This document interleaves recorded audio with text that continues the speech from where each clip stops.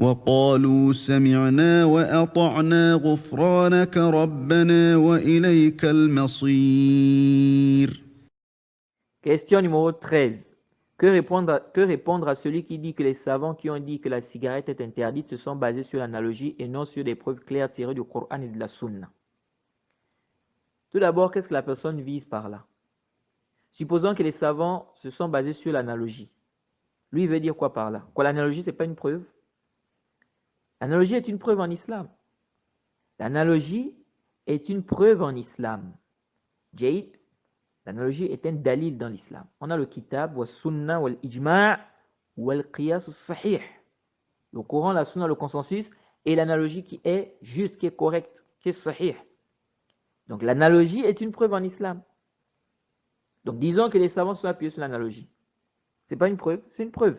Et on a plein de dalils qui montrent que l'analogie est une preuve. Et cela est détaillé dans les livres de Usul. Maintenant, la personne dit, et non sur des preuves claires.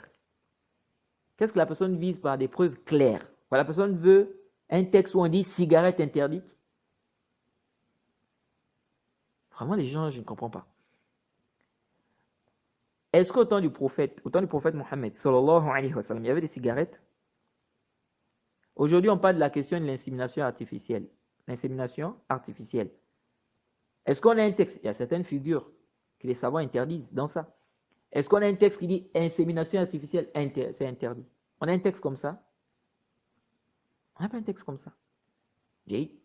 Donc, notre religion, ce n'est pas comme ça. Dit non, bon, il faut un texte qui dit cigarette. Est-ce qu'au temps du prophète, c'était connu ça?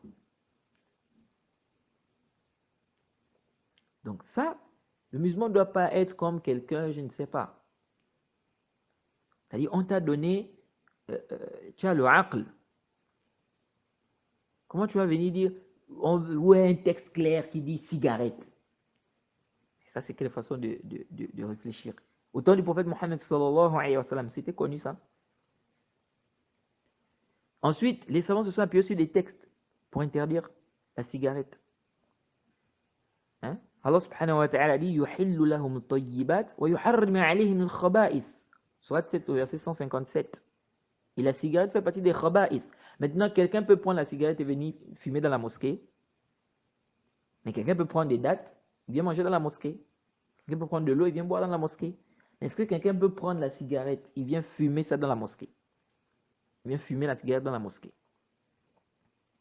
Vous voyez, des gens vont même fumer dans des toilettes. Mais est-ce que quelqu'un a déjà pris, il prend des dattes avec de l'eau et puis il va aux toilettes, il va manger ça là-bas? C'est-à-dire, même l'être, c'est-à-dire, toi-même, tu sais que ce n'est pas quelque chose de bien ça.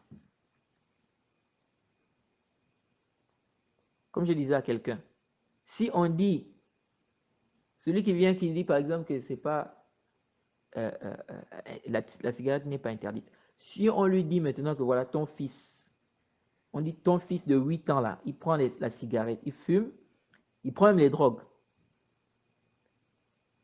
Il va accepter ça? Quelqu'un a un fils de 7 ans, 8 ans. On dit, bon, ton fils, on demande à ton fils de fumer. Ton fils doit fumer. Bien, ton fils fume. Lui-même, il va se fâcher, il va refuser. Il va interdire à son fils de fumer. Pourquoi? Si c'est halal, pourquoi tu interdis à ton enfant de fumer? Donc, vous voyez, c'est-à-dire même nous-mêmes, c'est-à-dire l'être humain, lui-même, il sait que ce n'est pas quelque chose de bien. Et le prophète a dit, la doror wala diror.